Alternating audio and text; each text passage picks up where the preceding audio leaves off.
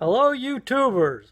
Tommy here from Overland Transportation System with the 9th installment of building my shelf layout in HO. Alright, let's turn the camera around and let's get to it. Okay, we're back.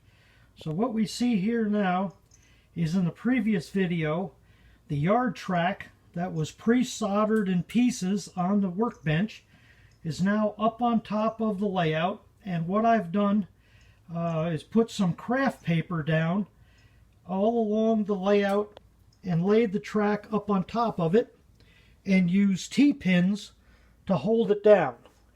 A lot of people would avoid this step. They would just put the track right on top of the foam and go from there. But I wanted to be sure that the track would fit in this 20-inch wide shelf just the way I wanted it to, without any compromises. So I figured I would put down shelf paper, I'd lay the track down, and then I would trace around the track so I know exactly where the track is when I pull the track back up from the shelf paper. What I guess I will do next, when I pull the track up, I have an outline of where the track is going to be, so I can then lay my cork down. I'll retrace this layout onto the blue foam at that time when I cut around it and pull up the paper. I can lay the track back up on there, of course paint all the foam and the cork, and then I can go on to drop in my feeder wires. So let me walk down to the other end of the layout, and we'll get back up so we can see what we have down here, showing you the entire footprint of what we got.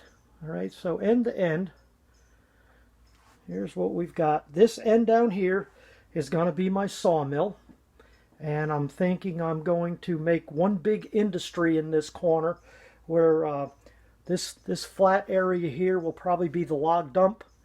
The empty log cars and pulp cars will go down these two legs.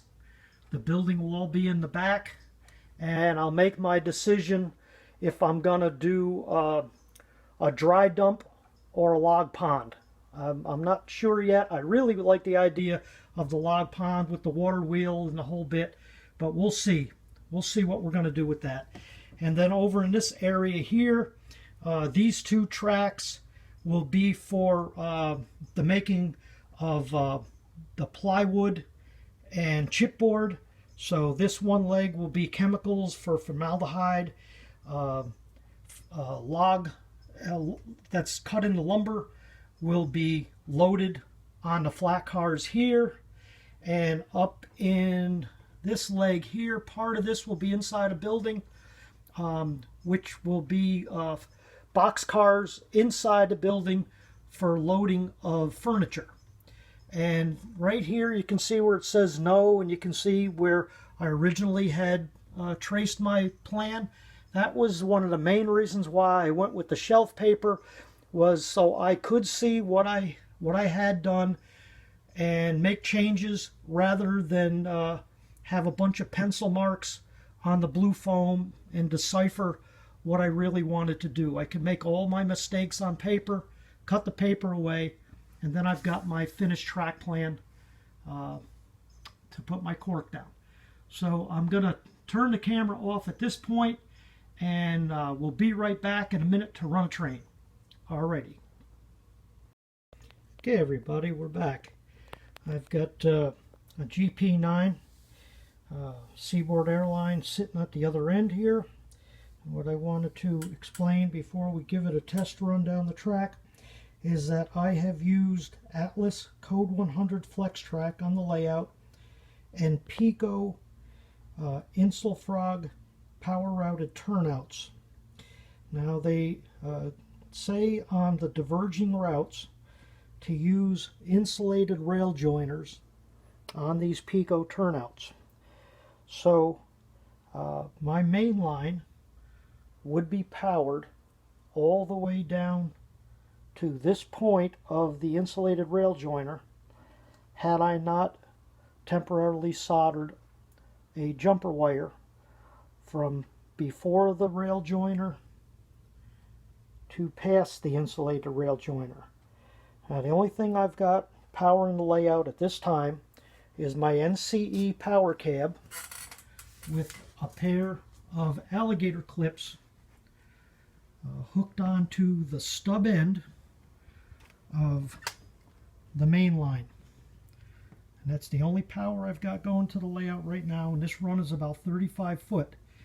So we'll give it a test run. Hopefully we won't lose control of it at the other end because it'll be out of range. It'll work much better once we get the main bus, sub bus, and the drop feeders on all these pieces of track around these power routed insulated turnouts. So let's just give this a test run down the track, and we'll see how she goes.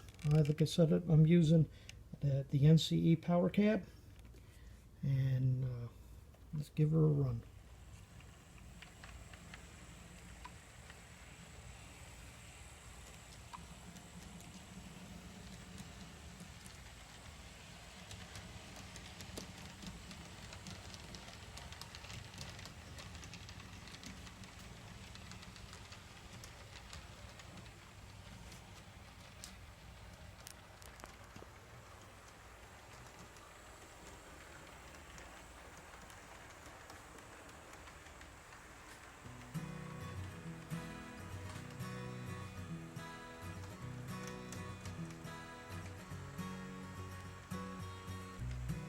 It's going down through the area right now where the jumper wire is, making it possible to pass through the insulated rail joiner and keep going.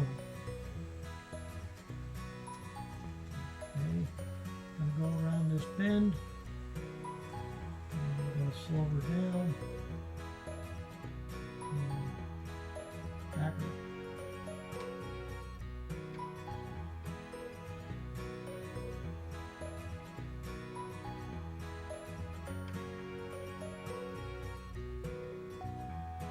All in all, I'm pretty impressed, pretty happy that with only some of the rail joiners soldered and only one set of jumpers powering this whole run, that I'm able to run down and back of the main line.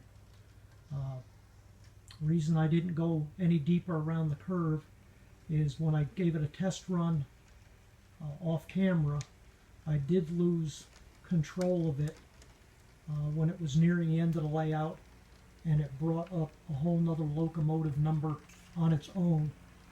And so I figured rather than have a blunder on camera, I would just stop it where I knew it was safe to return, not lose control, and bring her back down to wrap up this video.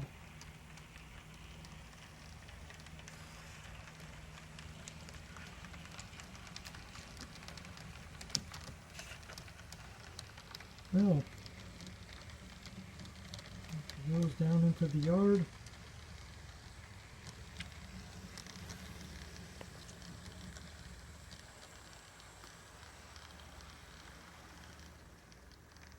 And we'll call this video a wrap. Okay, folks, thank you for watching. The next video, I'll probably be cutting away the craft paper, tracing this track plan directly onto the foam at that point, and then next I'll install my cork. I'll paint the blue foam and the cork a brown color, and then we'll put the track back on and glue it down and start running my feeder wires. So that'll be at a future installment. So I thank you for watching, and we'll catch you next time. Bye-bye.